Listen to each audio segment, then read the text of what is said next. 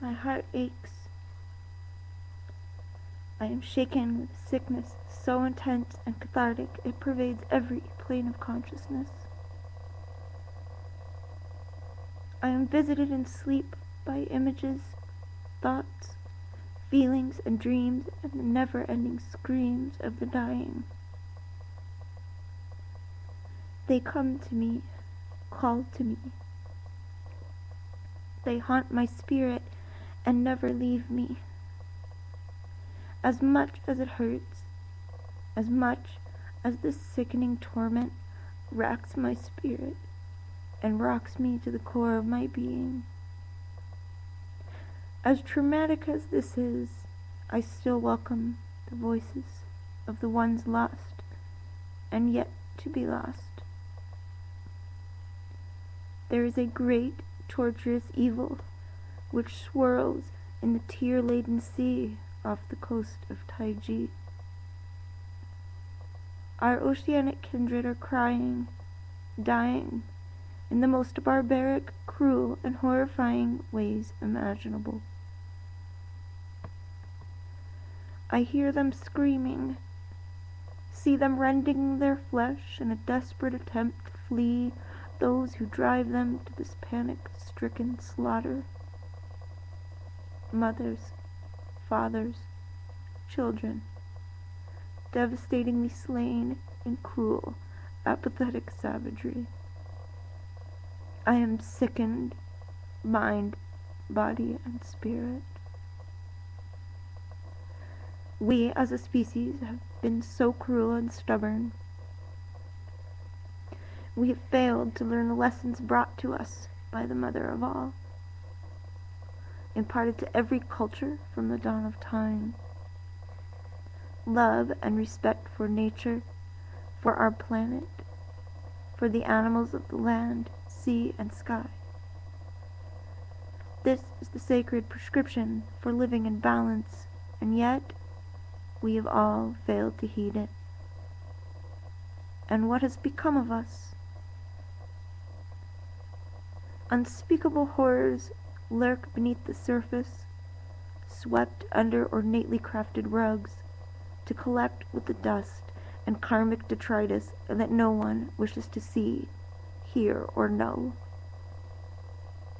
There are no words, and I consider myself sufficiently equipped with vocabulary to articulate most anything. Crimes this severe, however, elude adequate description. A sea of my own flows from my eyes, and my throat tightens as I sit here, rocking softly, because the pain is unbearable, because I cannot be still. I know what is coming, and I am absolutely devastated that I myself can do nothing to stop it, physically. But I will not rest. I will not close my eyes to the horror of a sea turned crimson, of the mobbed bodies writhing, thrashing, bleeding, in the long, slow ebbing of life from their veins.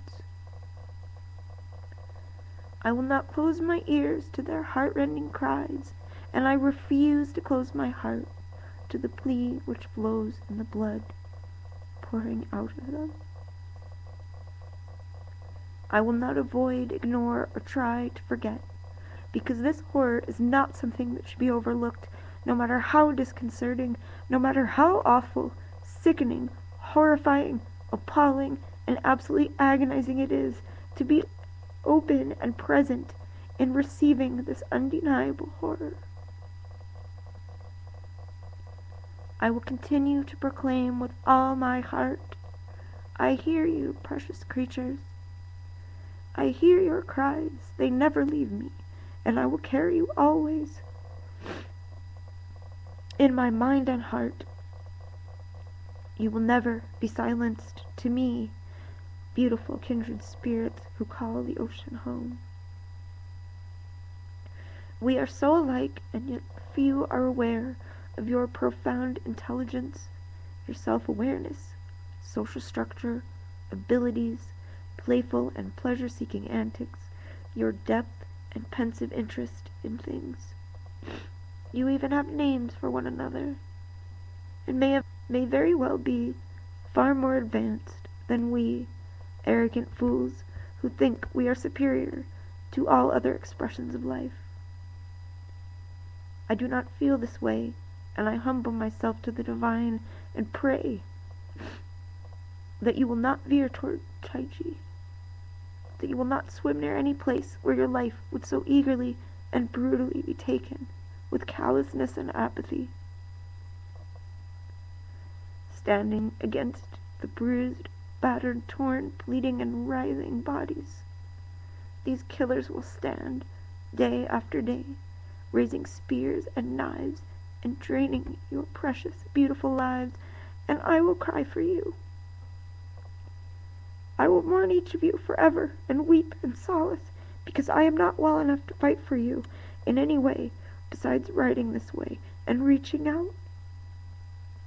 Speaking before you, magnificent, beautiful, sentient beings who cannot speak our language and are therefore silenced and dismissed. I will always carry you in my heart and soul.